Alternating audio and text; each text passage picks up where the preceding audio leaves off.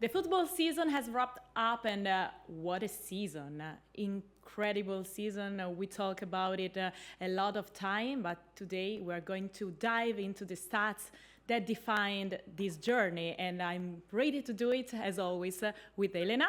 Hi, Hello, Elena. hi everybody. Yes, it's been an incredible season. A lot of numbers to talk about. Incredible numbers for Inter as well, winning the league, the second star. But if I'm honest, I'm looking already at next season. Yes, for sure, Elena. But where is Richard? Richard Hall. Where are you? Surely I'm here. I'm scared today because you're going to talk, both of you talk so much about statistics and I talk on emotion. So you missed I us a little bit. I think that it's going to be fun today because I think that obviously, we've got a season to look back on. And as you guys say, a season to look forward to as well. Are you guys a little bit sad about the end of the season? Yes, absolutely. I'm already thinking, what am I going to do for the next month or two? I come from winter sports as well, so I'm used to ending the season in March, and then you have this, where's the snow? It's going to be a long time, but so you get used to it, and there's plenty of football coming up as well. In July, we'll be seeing the team. We're here with the team, so we know that they'll come back. Yeah, the European, and then the beginning of another season. But I have to admit that I am a little bit sad about the end of this amazing one. Yeah, I mean, look, it's been such an amazing season. I think we've had so much fun, obviously covering it as we have done here on this show as well. But I have a problem because my little boy, he's 5 years old, and he supports Italy, and that's going to be a bit of a problem for me in the Euros. So he always has his Inter shirt on, and he wants Italy to win the Euros, which is a bit wrong for a 5-year-old boy who lives in England. Yeah, actually, my son is half Italian and half British, so he decides how it goes if he's going to support Italy or England. And this year, I think is going to be a great challenge between the two sides, But I'm Italian. I'm gonna say Forza Italia. No, I'm playing. Kind of am as well, and that's wrong. I am playing.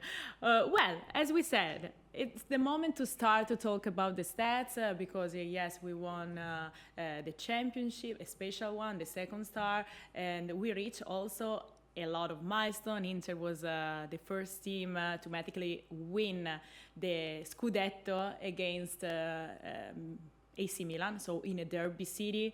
And Elena, we need your help. We know you are the expert with numbers, so tell us. They have won mathematically the Scudetto for the first time ever in the history of the Serie A against the city rivals AC Milan. Not only that, but they are the first team to win 20 titles in Serie A. The second team, sorry. The first team, of course, at least 20 titles. The first team is Juventus got 36 titles. But in Europe, there aren't that many teams that have reached that milestones. At 36, we have also Real Madrid, Bayern Munich at 33, Barcelona 27 titles, and Man United, same as Inter at 20 titles. And I mean, if you look at these numbers into the big picture, I mean, you can see how, yes, Inter have won and they've got the second star, but if you compare their worth in Europe, how much and how strong they are overall as a team, probably the best ever in the last decade. I don't know, maybe Richard can help me with that.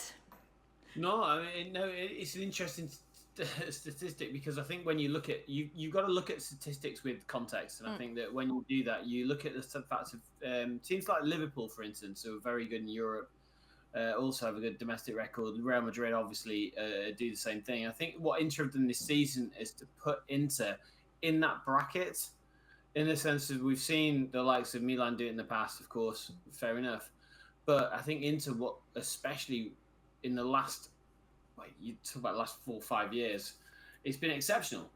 And, I think the Inter can start talking of themselves as one of European elites because they do it in Europe and they domestically have been able to do that. And I think it's exceptional. I'm a big fan of Arsenal, for instance, but I'm not going to criticise them, but they haven't done it in Europe. And so you start filtering down about where teams are. And I think Inter are now in that bracket of Bayern Munich, Real Madrid. I think Inter are in there. And that's amazing, especially what they've done in the last, 4 or 5 years.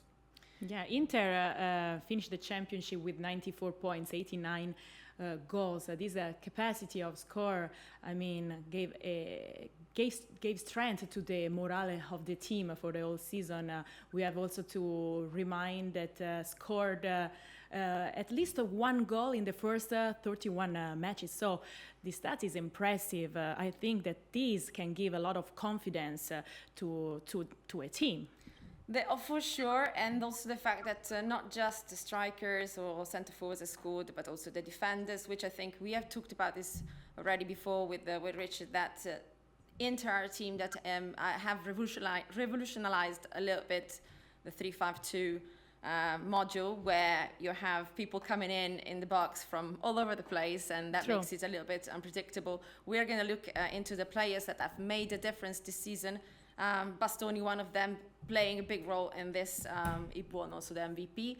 But if we look back at the stats, you mentioned the number of goals, the goal difference as well. Inter have got the highest goal difference out of the whole top 5 European leagues, 67, which is huge. So, I mean... it was a great job from both sides, in defense and in offense.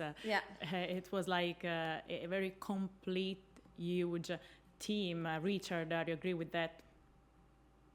Yeah, massively. I'm a big, obviously with the history part of Inter, I'm very big on that. And when you look back to the teams, when you look at the most successful teams like with Meazza, when he was scoring the goals he scored, I don't think the defence gets the recognition it probably deserves from those seasons. When we look at the Grande Inter, the team that really, for me, built the history of what this club evolves and how it's evolved and what we mean, it was on defensive stability. When we look at Trapattoni in the 80s and early 90s, again, it's on defensive stability. Mourinho's teams in the 2010, the Tubleta, again. And I think that we shouldn't underestimate what we do defensively here. And I think that you guys are both absolutely correct in the fact that the statistics need to be looked at, because I know we're going to talk about our goal scorers, of course, but really, it's built on a really solid defence. And that, for me, is how I see Inter, is that it always starts at the back. Yeah, if we look also at, we are talking about goal scorers and goal conceded and clean sheets. We have 21 clean sheets, which is not something that will go unnoticed, I would say. And goal conceded only 22. And if you look it into the big perspective, on shots on target conceded, we go 114, first place in Europe. Real Madrid are in second place with 119 shots on target conceded and 26 goal conceded. So do you see the difference there, where the defense, like you were saying, Rich, really played a big part in making Inter this strong this season? And in third place, we got Torino with only 18 clean sheets as well. But yeah, I mean, I think that what the defense has done, compared, including Sommer, of course, because it's not just what happens just in front of the goal, but it's also what the keeper is able to do in keeping the goal clean, of course. Yes, now it's the moment to talk about players, and I would like to talk to Sommer, first of all, as you said, Elena, and I know that he's one of your favorite reachers, so you're going to be happy about that, because he made 19 clean sheet of the 21 that you talk about. I think that he did an amazing season, and wasn't easy after the last one with Donana, that was one of the protagonists of the last season, but he really put a lot of leadership in this Inter. Richard, what do you think? Yeah, massive. I mean, as you say, goalkeeping for me is a huge thing, and I think with Jan Sommer, I personally, I said in the podcast that I did recently for you guys, for the official Inter podcast in English, is that for me, he's been everything for this season, in the sense of we've had players, go in goalkeeping positions. We go back to Julio Cesar, to Handanovic, who've got very different qualities. But I think what I like about Sommer is that, I've said it last time, for me, and not just because he's Swiss, but he's so refined. He's like Federer in goal. And I just think because he has this very classy element to him in the basis of his positioning is exceptional. His shot stopping's good. He just does everything right. It's not about, he might not all of a sudden be as extreme as Onana, for instance, that we had, and do something ridiculous. But what he does every last little bit right. And what that does to the back three is incredible, because it allows them, especially with what Inter do, allows them to play higher up the line, allows them to have their confidence to be able to go. And I think for me, football, maybe even though I'm English, it all starts at the back, and with defence. And he allows us to do that, and he's been sensational this season. And I think what's nice about Sommer is he's done it quietly, classy, brilliantly, and I think he deserves a lot of credit. Yeah, I was listening to an interview that Sommer released, and there was released on Serie A, and basically they said that he was such a professional from the start when he joined Inter, because he had already the Italian terminology, the technical terminology ready when he joined. And he comes from Switzerland, but not from the Italian-Swiss side. So that's something that shows what kind of professional he is. And yes, overall, I think I agree with you. And despite the fact that he's not that tall, he's so agile, and his mental agility is what allowed him to be ready, present, and to be the core sometimes in the team, in making things happen and coordinating from the back. Absolutely. It's the calm elegance that I like about him. It's the fact that you don't need to worry about him. Other players, other people in the team can take the lead, but what every single game, even if it was only an 8 out of 10, he's going to produce it, and he does every game. And for me, I know we're going to talk about other players who are who had big impacts, but as you know, I'm Jan Sommer and me, big fan, big fan. Keep going to talk about defense. Elena, before you mentioned Alessandro Bastoni, that was the best defender of the Serie A, and he gave a lot of contribute even in offense. We remember with 3 assists, for example, and 1 goal. How was important his role in this team? Yeah, I mean, those stats that you just mentioned don't define really the importance of Alessandro Bastoni in attacking, and how this contribution for attacking, the way he moves forward towards the box and looks for Di Marco, for example, and is able to build and construct. And also the pass precision as well is something that he's got. So, I mean, he's been central in this style of play that Inter have kind of created, which is the action starts from way back, from 10 passes as well. I was reading something about most of the goals that Inter were able to score started with something along 10 passes, which is a lot. I mean, if I think about the Premier League and some of the mid-low table teams, they send the balls right on the head of someone and it just puts it in. Richard. Yeah, I know. I think with Bastoni, I think it's a really good point you make. It's difficult to say anything more than you've already said, in the sense of what I think is integral to Inzaghi's team is about the fact that when the ball, we talked about Sommer obviously just now, when the ball comes out to players like Bastoni, his range of passing is phenomenal. It's not normal. And I think that what it's allowed is Inter to be able to develop their style of play. But do you think that this one was the most impressive key strength that Bastoni put into the field this year? So I think with Bastoni, I think one of the key strengths of him is the maturity in his character as well, which we've talked about with Jan Sommer, in the sense of that back line is very, very, it just is so solid in the sense of it's calm. And that's a lot to be said for teams in football, because a lot of them aren't. But I think what you guys have touched on as well is that his range of passing is so incredible. And we've seen countless things in this season where, whilst I'm not even touching on his defensive duties, which I would say are impeccable, but it's the ability of starting a play. And I think that what Bastoni's done, like Sommer, is the ability to build up that play. And what Inter do is quickly move the ball, always quickly move the ball. But it starts at the back. And I think we're going to talk about the forwards, we'll talk about the midfield, but it starts here. But it's Bastoni's range of passing. He's so confident. He's almost like a left back Pirlo. He's incredible sometimes with some of the passes he puts out. I actually think that, everyone in the world knows about Bastoni, but it's ironic to think that he's still underrated in my eyes. I just think because people see him as a good defender, but his range of passing is.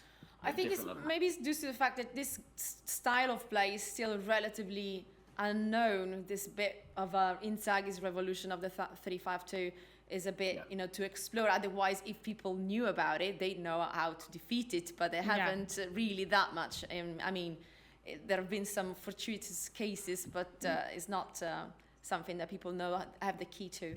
Yes. With Bastoni, he's only like 25, so you talk about him as if he was a veteran, but he's actually only young and has been with Inter for a while now, and we're sure that he can change the game very quickly, and that's what we said about Inter, is that they become unpredictable. Yeah, yes. You said one of the revolution, and I'm agree with you. And another one important was the position of Hakan Çalhanoğlu, that won the best midfielder of this season. So now let's talk about him. I would like to talk about all the players, but we will need a lot of hours. So we just try to put our focus on some of them, because I think that, and we repeat this a lot of time, but his role and this position that he's playing actually is perfect for the Inzaghi system. Yeah. He's also, because he's got the role of playmaker with that pass precision that is needed, along with vision of play. And you were mentioning that Bastoni has one of the best pass precision on the team, and the best one is Hakan Çalhanoğlu with 91% pass precision.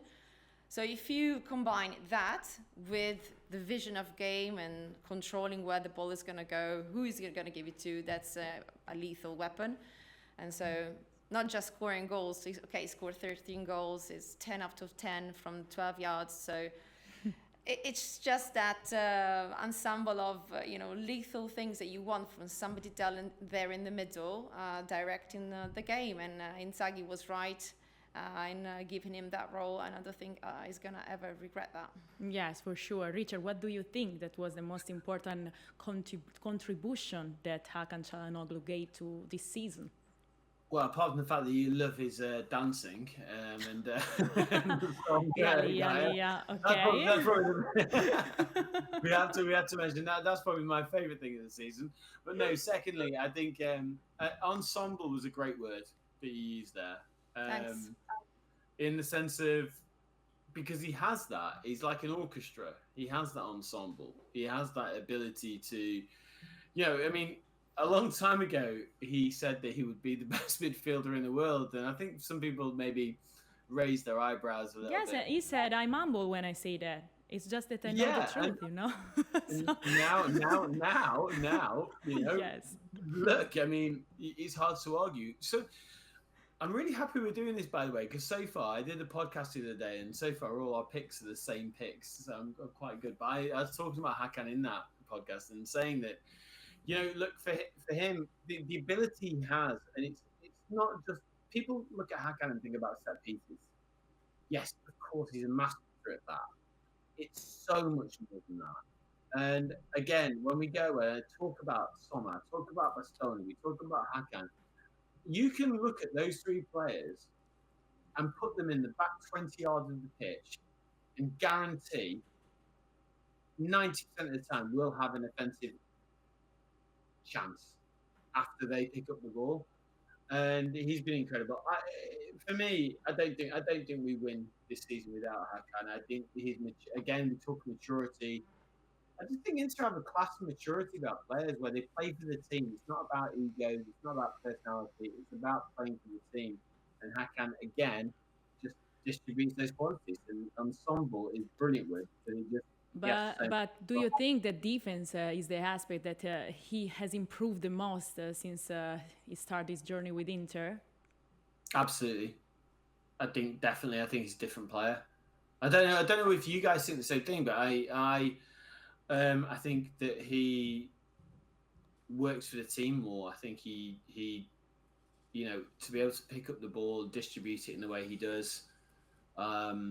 Yeah, no, massively. I really think that it's one of the biggest things he's improved in his game. And again, I think this is what's so impressive in the sense of it doesn't matter if you're as old as Jan Sommer, if you're as old as Bastoni or Hakan, you learn every single day and you improve, and that's how you get better. And that's what they do. And he's an example to the younger players. Yeah, not to mention personality-wise. I mean, you said that Sommer, of course, is very relaxed, calm, always focused, and Akin as well with his trait of being able to zone out and score all those goals from the 12 yards. Us for surely demonstrated that he can be the man to count on when things get a little bit tough. And I think maybe on the pitch he can come across like that, but off the pitch he's one of the leaders in the dressing room. I mean, we've seen players always referring to him as like the father, like somebody they can rely on and they want to kind of emulate a little bit. Yes, and another player that gives us this sense of, calm. It's like, okay, when he's on the pitch, I can we relax a little bit, not too much because it's always Inter and it's always football, but I'm talking about Lautaro. In Italy we say capocannoniere. Elena talking about numbers. His numbers this season were something incredible. Yeah, 24 goals, capocannoniere by a lot of goals. And I mean, yes, he is, like you said, on the pitch, very relaxed and so on. But we've seen that sometimes he really wants it. He really wants to score the goal. So when he didn't manage... No, I didn't say that he's calm. I say that I am calm. You're calm because because I didn't say that. Okay, I didn't say that he's calm. I've understood that it gives me sense of calm because... I feel like that because of what he's able to bring into the table. Yeah. Because I can always see in his eyes that he wanna score, he wanna win. He's the perfect captain. He represents Inter value. So in this way, I'm saying that I feel calm. Yeah. No, I thought that you meant that he's calm on the pitch and relaxed. No, I think he really wants it, and it shows. There's another side of Inter, which is the grit of Inter and trying to get the win, get the game, and go in and score goals. And we've seen, you talked about it last time, some matches where Inter scores something like in the range of 4 goals for 3-4 consecutive times. So, I mean, of course, there's a hunger for goals. And he has reached some important landmarks as well, with going above 100 goals as in Serie A. Now he's at 103. And he's at 8th place in the history of Inter for top scorer. So I mean that's a good job. Not bad. For him. Yeah. But I want to say that also Lautaro is okay. He's a top scorer. He scored a lot of goals. That's his role. But for me, he has a special role in the team. Not just when he's scoring goals. He's not selfish. Because for sure. It can't happen in that role that the player gets selfish and he always wants to score. But you can see what's happening on the pitch and pass it to someone else who's maybe better placed and can have a better angle. I don't know. Yeah, I'm agree with you. Richard, what made him so effective this season? I think you covered it so well there, but one thing that's most important is about the lack of selfishness. He isn't. I mean, I was very lucky when Lautaro first came to Inter. I interviewed a journalist in Argentina who spent a lot of time watching Racing, and he also knew Diego Milito. And what he said has always stuck with me so much because he said, when Lautaro comes, he will always score goals. So okay, fine. We've had players like that. He said, but he can play with every single partner. And that was something I was like, wow, what do you mean? How? What you think he can? He said, no, and going back to exactly what you just spoke about, the unselfishness, he dictates his game around. If you look at every single player he's played with, when he's come to Inter, he's managed to make them better whilst also making himself better.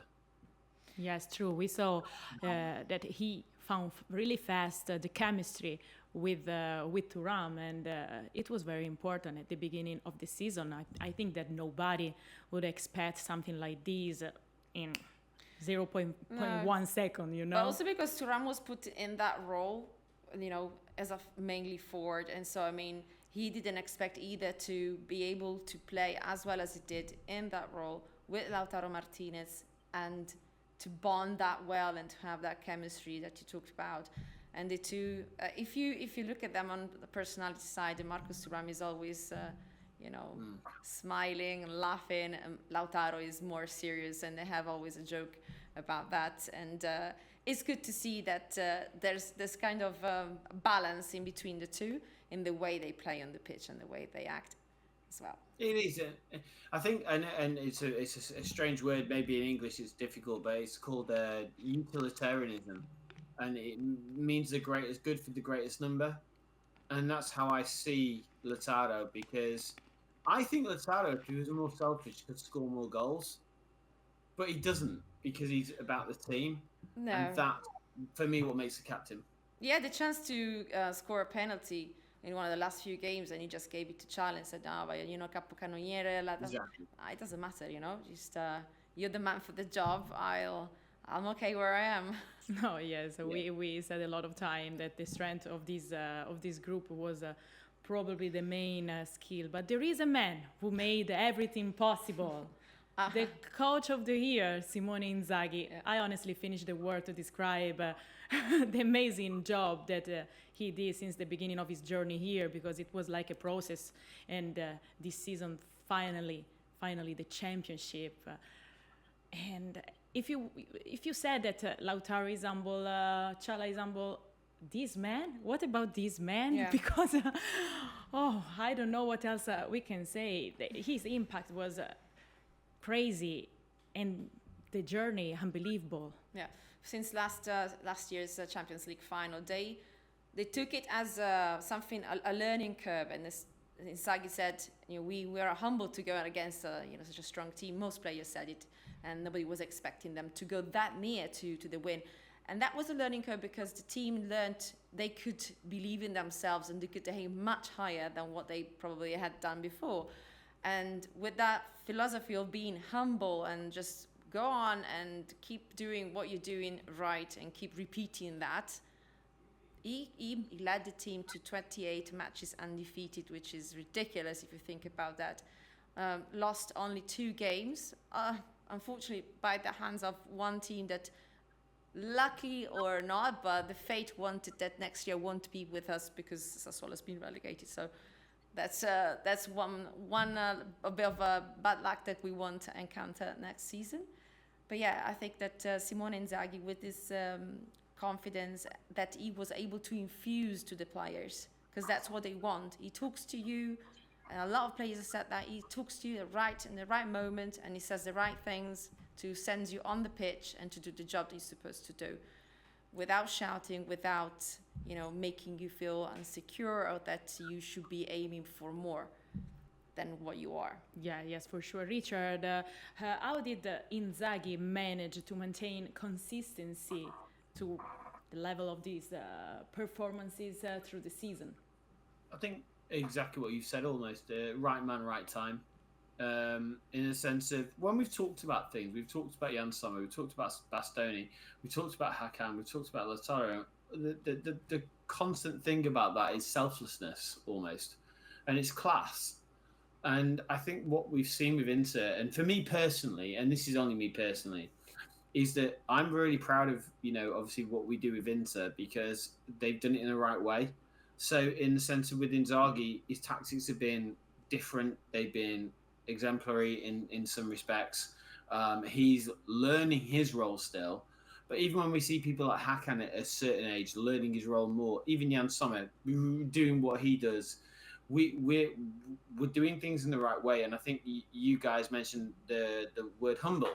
And humble, classy, that's the way we've run the league this season. And I like that. And that, for me, makes it, it for him, what's amazing about Inzaghi is watching his development as well, because he's learning here, and he's using the club as to learn where he's going. And I think he's literally in the last couple of years put himself from a very, very good tactical coach who was a little bit, could improvise and do certain things, to be probably one of the best coaches, one of the elite coaches in Europe. And what and one thing I like about this is that we always talk about players going from a mediocre level to elite levels. We very rarely talk about coaches going from a level to elite levels. And I think that's what he's done this season. And for him and for Inter, it's a massive benefit. And he's a class act, isn't he? So it's been a privilege watching him grow, really. I'm going to ask you this question. I want to see what you answer. In your opinion, what is the most important tactical decision of Simone Inzaghi during his journey here in Inter? Because we talk about improvement of players, but you have to pick. If you have to pick just one tactical decision. Where is the buzzer? Who want to start? I have a word, and then you can. I think we're gonna have the same idea here. Let's go, Elena. Is very fluid, with letting players move on the pitch and gain their space and find the right play, and find the right change the game, pass the ball where they want to. So it's not very. Even though it can come across as that man who's clear ideas, with who he's going to put on the pitch and when they're going to come off, it looks very, rigid on that and very strict on his rules. But the way he puts his men on the pitch is completely fluid. So that's, I think, the strength of Inter, because, of course, like I said, probably 5 times already, it makes them a bit unpredictable and to have the key to how they play. For you, Richard? Yeah. Listen, I everything you said was 100%. I like, I'm historical with football, and when I look at teams like Trapattoni's team, for instance, which is my favourite in some ways, I love the fact that the defence starts everything. And, when we can look at people like Sommer, Bastoni, which we've talked about, and it reminds me of the likes of Zenga and Bergami, Riccardo Ferri, and that build-up play of how you get there. But what he's done for me, which has revolutionised things a little bit is we already knew that 3-5-2, the wing-backs were going to be good. But how you are playing those centre-backs, playing the passes that he does now, and how the centre-backs are building up play is different level. And I always think that everything starts from the back. A good goalkeeper, a good defence, then we can talk about football. But then, what he's doing, he's now taking that to where the defenders come in. They are starting the counter-attacks. From the moment Jan Sommer gives the ball away, I already think Inter are going to be on the attack. And that's, for me, what he's done so very, very well. And I have a question. I don't know if what we can say or what we cannot say. I mean, it's been pretty much a perfect season for Inter. And we're talking about a lot of lessons learned. Even when you win a game, nothing, it can't be a perfect game. In your opinion, what do you think, if there is one thing that you would improve, not change, but something you would improve? That's a good one. That's a really good question. On a positive, positively creative. I don't know. I mean that. There is always something that you can improve, because this is like I call it the Mamba mentality. Like, I have this passion for basketball. So, Richard, I'm saying this is the Mamba mentality. Even when you reach the top, there is always something that you can do better. So, honestly, I don't know.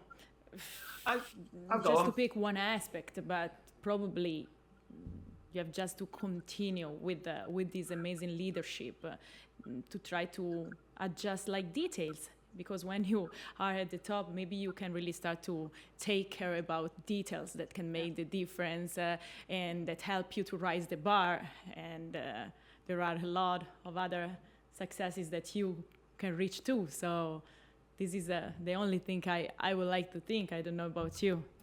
Yeah, I think from my point of view, it's I might get in trouble here. Maybe you shouldn't have asked that question. Coach Richard, tell us. It's a thing of Italian football that frustrates me, if I'm honest. I've been, for anyone who knows me, I'm 44 years old right now, and I've been following Italian football since I was 10. And one thing that frustrates me is that there's such an amazing amount of talent in the youth system that I don't think we always look at. And when I look at players like we've got the Jan Sommer, we've talked about Hakan, we've talked about Bastoni, we've talked about Lautaro. We've got these players there that can give back. And I would love to see more players coming through from the youth system. I think that, Italian football for me is a lot more tactically educated, a lot better than it is in the UK, in a lot of parts of Europe. And I just think that what the knowledge of those players have, if we could put it back into our youth system, into our Primavera, and bring some more players through, that would be fantastic. I'd like to see some more. It sounds strange from an Englishman to say it, but I'd like to see more Italians. We will have to ask our friend Filippo Sartirana what he thinks about this. Don't get me in trouble. No, you did right, Richard. But we didn't hear your opinion about your question. I think that the thing that he must do is not to focus on what went wrong. So being the way he is, I think he'll look at how they did great and to focus on that and to continue to do that, because mistakes happen. Everyone makes mistakes. It can happen, it's a matter of hitting the post 3 times in a game. It happened to other teams this season in other leagues that they missed out on big tournaments we're not going to mention now. So I think the best thing he can do, and we will do, I'm sure of that, he will look at how certain roles, certain players have made the difference, and he's going to count on that next season. That's all. It's hard to look at when you look at into this season. It's so hard to. It's what an amazing place it is to be. It's very difficult to be critical, because I think what's happened with the team, with everyone around the club, everyone worked so hard to put this into place and to have this achievement, and it's incredible. And so, you are literally perfecting perfection if you are talking about criticizing anything here. We are talking about top level now, but Inter have put themselves in that place, and hopefully next season it will be the same as well. Time flies, guys. With this wish to continue to do better and to reach some other milestone and goals, it's time to say bye to our fans, because this was the last episode of International Corner for this season. We take a little break, not too much. We will be back soon. I want to say thanks to Richard. Thank you. Richard. Thank you, guys. Thank you, Elena. Thank you. It's been a pleasure for me being here, and to our friend Richard as well, and to you. Thank you, and thanks also to the fans all over the world. See you soon. Thank you. Bye.